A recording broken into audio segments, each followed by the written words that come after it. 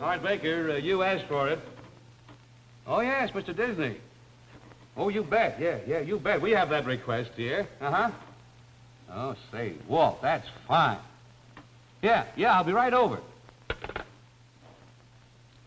Well, my friends, that little episode there took place several weeks ago. It was a result of this letter here from Mrs. Martha Dobbs. She watches our show on WNHC in New Haven, Connecticut, it says. Here's her letter. Dear Mr. Baker, I have often wondered how some of the period pictures turned out by Hollywood could be so historically accurate, even to the minutest detail. Surely there must be a great deal of research to get such genuine results. Could you show me how moviedom tackles this job of research? Sincerely, Mrs. Martha Dobbs. Well, Mrs. Dobbs, I tell you, the entire staff and the facilities of the Walt Disney Studios were made available to us to answer this request of yours. Now, Mr. Disney phoned that day to invite you to one of the most prodigious research jobs in motion picture history. And that was tracking down the real story of Robin Hood, because you asked for it.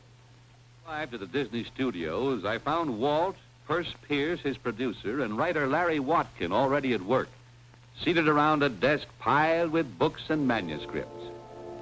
It was decided that no shred of information on record would be overlooked in bringing the real story of Robin Hood to the screen.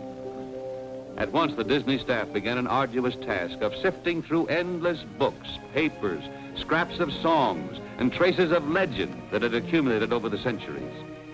From the British Museum, from university libraries, from private collections, even the ancient ballads of Robin Hood's time were brought forth and examined.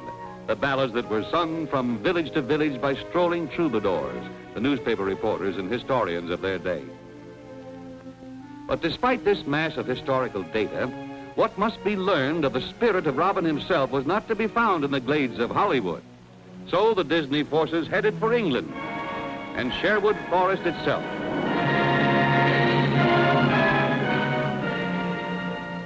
This is no movie land set, but the famed Major Oak in Sherwood Forest. Here, the ancient village church at Edenstowe, where Robin and Marian were wed. These are Sherwood's limestone caves, traditional hiding place of the outlaw band. From countless photographs such as these were pieced together the authentic designs for all the castles, the villages, the very spirit and pageantry of 12th century England. Here, the Tower of London, as it was in Robin's day, reconstructed carefully from ancient engineering and architectural plans. Nottingham, one of England's great cities of today, is far different in appearance than when it was a quaint Midland village of centuries ago. But intensive and honest research once again brings it to life, with the same charm and bustle that often coaxed Robin out of nearby Sherwood Forest.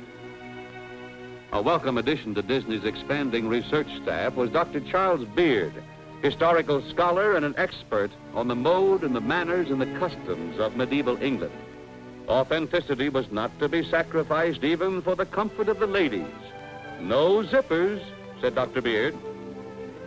And no compromise for beauty's sake either. These hooded affairs, known as a caul, were a cover-up for milady's hair. Disney research men collected authentic 12th century combat equipment, 1/8 of a ton to a man, enough of it to outfit a battalion of medieval GIs.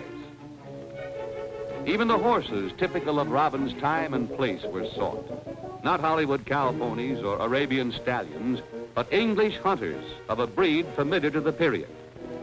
The prodigious job of research was near its finish, save for one important question: who would fit the role of Robin? The ancient ballads had said Robin was nigh from 20 year, his brow marked with the sign of adventure. Walt Disney insisted with his typical honesty that the role be given to a man who was Robin Hood's modern-day counterpart. Richard Todd was chosen for the role, an ex-commando youth whose own boyhood was spent in Robin's old haunts. Immediately, Todd began readying himself for the strenuous role.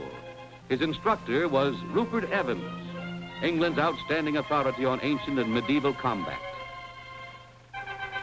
At last, the real story of Robin Hood was ready to be told to the world. The director gave the signal, and then... Advance my banner! God wills it! God!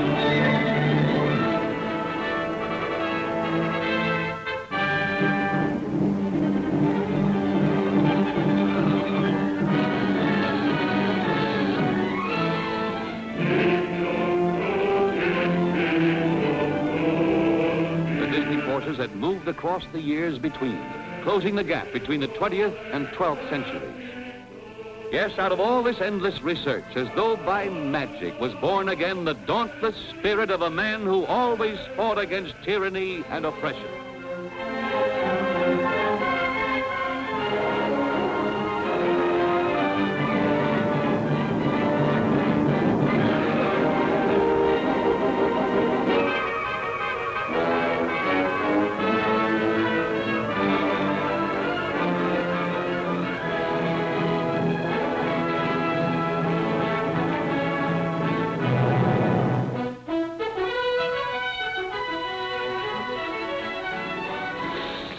A dynamic Robin Hood, an authentic Robin Hood.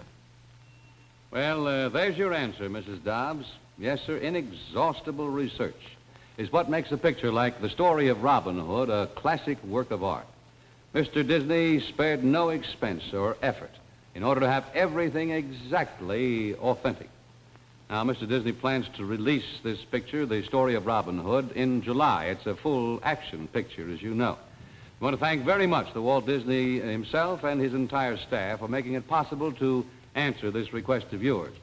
And to you, Mrs. Dobbs, back there in New Haven, Connecticut, I'd say that we have again seen an example of how attention to detail brings perfection.